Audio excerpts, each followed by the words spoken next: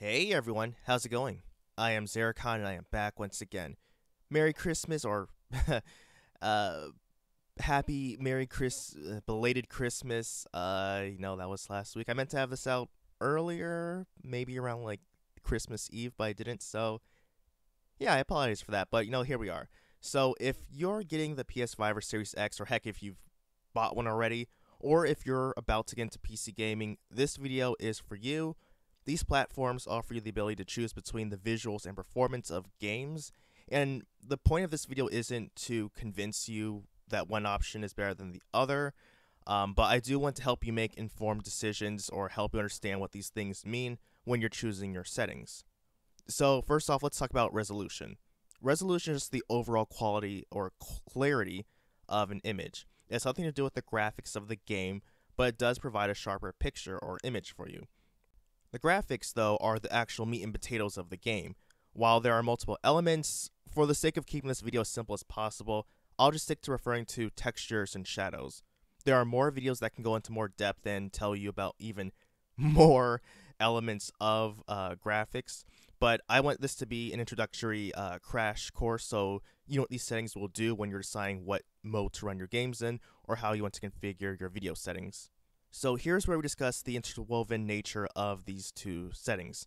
If you have a game at 4K resolution and medium settings, you'll have textures and graphics that are of average quality for what it could be, but the clarity of that image will be exceptional.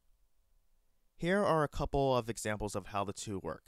This example is a bit of an exaggeration, but say you took this Cyberpunk 2077 image.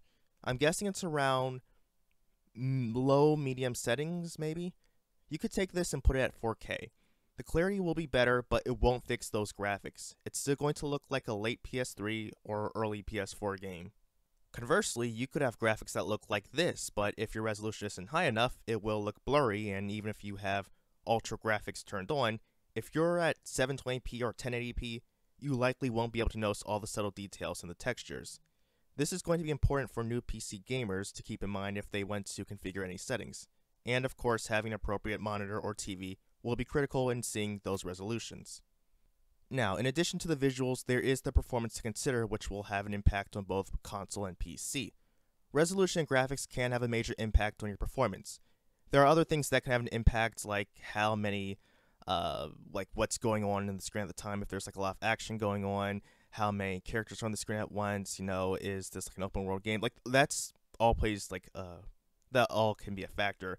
But again, for the simplicity of this video, resolution graphics will have like the most impact on your performance. So usually the resolution will take a most out of your frames per second, but your graphics can be a factor. And why bring up performance in the first place? Well, during gameplay, the animations of characters in the environment are smoother with higher frames per second, and you'll react better to the world when it moves faster. 60 FPS is an ideal frame rate, but better frame rates will yield better results. Playing a game like Dark Souls, Call of Duty, or Street Fighter at higher FPS will allow you to react better, especially when reaction time is important in these games. You might be more forgiving in a turn-based game like Civilization or Octopath Traveler, but the animations will still not be as fluid at 30 FPS as they would be at 60 FPS. It will look nicer because you'll have the resolution and the graphics turned up, but on the other side it won't be as smooth. The choice, though, is entirely yours, though. For console gamers, having these settings is nice, especially with previous consoles only having one default mode in previous generations. I hope that more access and customization is provided to enable a better tailored experience. Maybe a gamer wants to have higher textures and resolution without the ray tracing. Maybe a gamer wants to see how many frames they can get in a game. The performance and resolution modes are nice features, but there should be more options available. But that's going to do it for today. I hope this video helps sort out some of the confusion as to what these terms mean and how they work. If you have any questions, please feel free to leave a comment below. If you're new to PC gaming and want to figure out some configuration stuff, I'll be more than glad to help you out with that as well. But again, that will do it for today. I hope you all have a happy new year. I should have some more content coming soon, but we'll see. So until next time, everyone, I am Xeracon signing off. Have a good one.